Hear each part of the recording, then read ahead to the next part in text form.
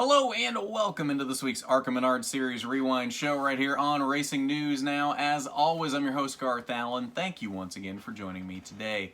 If this is your first time catching a Racing News Now video, consider going down below to hit that subscribe button and ring the bell for notifications so you don't miss a thing going forward from RNN. Remember, we are in our hashtag Race to 1K, so it is free to subscribe. Just go down there, hit that button for us. The quicker we get to 1,000 subscribers, the quicker we can do mobile live streaming from the track, which will greatly increase the quality and quantity, for that matter, of our coverage from the track. So definitely help us get to that point, and you will not be disappointed with what you see when we are at the track. So today we are talking about the ARCA Series West, their fourth race of the season, the ENEOS 125, presented by Napa Auto Parts.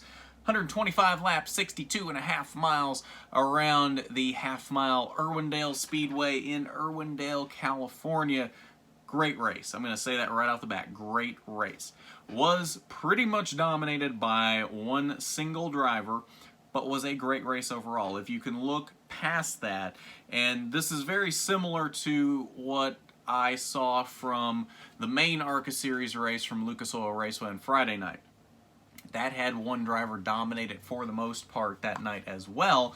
But if you look past that, behind the leader that is running away, there was some great racing back in the pack, and it wasn't completely ran away with. There was a race for the lead near the end that made it exciting at the end of the race. So first off, let's take a look at your caution flags for this race, because there were a lot of them. In fact, we had a total of 6 caution flags in this race for a total of 21 laps, and this race still ended in under an hour. This was a 50-minute race with 6 caution flags, which I'm going to say I feel like the race length needs to be bumped up a little, maybe even just to 150. That might be enough. But I feel like if you got a 6 caution race and it's done in 50 minutes, I feel like that's just a bit too short even for ARCA West. So maybe bump that up next year. I don't know.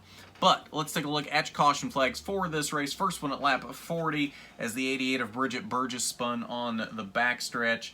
Had a lot of single car spins in this race. Lap 77, we had an incident between 2 of the 4 females in this race, Holly Holland and Brittany Zamora. I'm not going to say it was intentional. It looked intentional, but I'm not going to say that it was intentional. Zamora went kind of hot down into turn 1 and spun Holly Holland. That's just the fact of the matter. They made contact and the 50 goes around. In fact, the 42 even got into the wall as she tried to squeeze around the outside and kind of got pancaked into the wall as Holland spun up the track. Lap 84, the 78 of Jack Wood spun on the front stretch into turn 1. Holly Holland spun again in turn 2 on lap 97.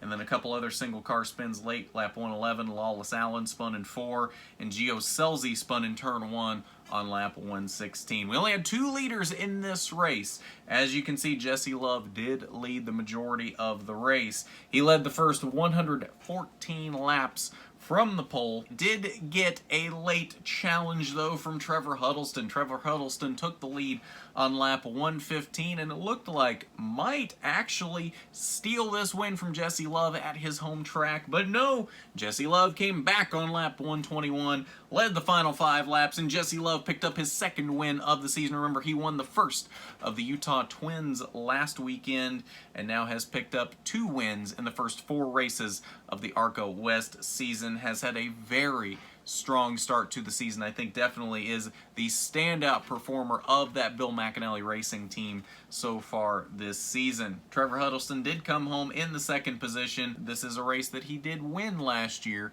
Again, it is his home track. His dad kind of runs the track, so a lot of experience on this track. Not a surprise that Trevor Huddleston runs as well as he does on this track. Shout out to Gracie Trotter, though, in 3rd. We talk about Jesse Love being the standout at Bill McAnally Racing this year. Gracie Trotter Trotter is not far behind him. I said it on the watch party yesterday. It would not surprise me to see a Gracie Trotter win by the end of the season. She continues to impress me. Didn't do a lot at Utah last weekend, but at the same time had never been on a road course before. You put her back on an oval this week and she runs fantastic. I'm very impressed by what I've seen out of Gracie Trotter so far this season. I think we're going to continue to see great runs out of her for the rest of the season. And again, I think we're going to see at least one win out of Gracie before the end of this season. Blaine Perkins, who picked up his first win last weekend at the Utah Motorsports campus in the second of the twins, came home in fourth. And then Devin Dodson picking up a top 5 finish for Jefferson Pitts this week in the 7 car in 5th. Rest of your top 10, Johnny Borneman the third, Todd Souza, Dustin Ash, Lawless Allen after his spin ended up in the 9th position, 1 lap down, and Takuma Koga with a top 10 finish in 10th. Final page 11 through 16th. Holly Holland ended up 3 laps off the pace in the 11th position. And we talk about Gracie Trotter being a very impressive female this season. I think you got to look at Holly Holland so far as kind of a disappointment. I really never saw anything out of her at Irwindale. Fairly slow all day. Didn't really do anything at Utah last week. Didn't really do anything at the Vegas Bull Ring to start the season. I have not seen anything so far, honestly, that has impressed me out of Holly Holland. I want to like Holly Holland. I really do, and I want to see her do well. But so far this season, I have not seen anything that has impressed me out of that 50 car. Hopefully she's able to turn it around before the end of the season. Like I said, I really do want to see her do well. I just haven't seen it yet. Brittany Zamora in 13th. Ran better than that. Probably had a top 10 car on the day in that 42 car. Unfortunately, had her incidents throughout the day and ended up 5 laps down in the 13th position. Gio Scelzi, after his incident on lap 116, retired from the race in 14th. Ended up 10 laps down by the end of the race. So that is your results from the ENEOS 125 from Irwindale.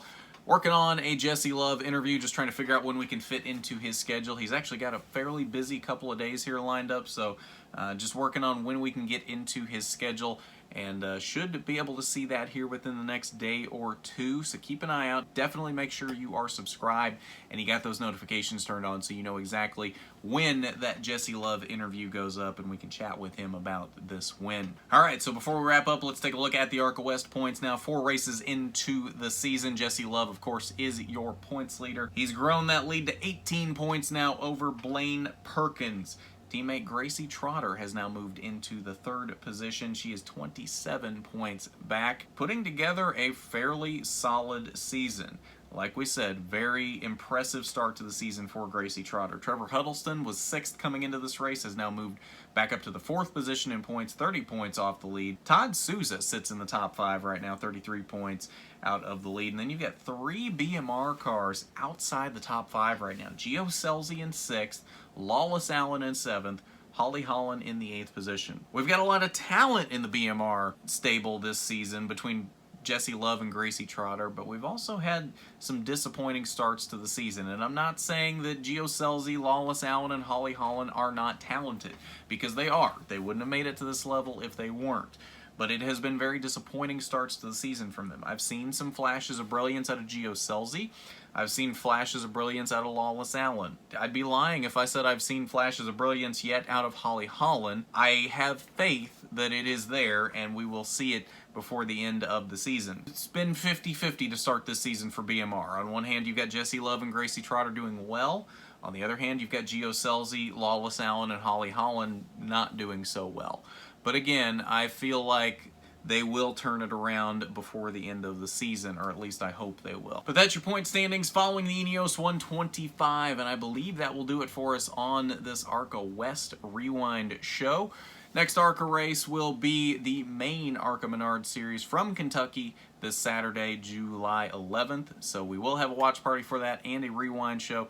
So make sure you come out, hang out with us, watch the race with us, and then check out the rewind show after that. But of course, we've got all kinds of other stuff coming up for you throughout the week as well that will keep you entertained. If you haven't done it already, you need to go down below, hit that subscribe button, ring the bell for notifications so you don't miss a thing going forward from RNN. Remember, hashtag race to 1K. The quicker we get to 1,000 subscribers, the quicker we can do mobile live streaming from these ARCA races. While you're down there, hit that big thumbs up button for me if you like the video. It is much appreciated when you do. But at that, this has been the ARCA Menard Series Rewind Show. I'm Garth Allen for Racing News Now.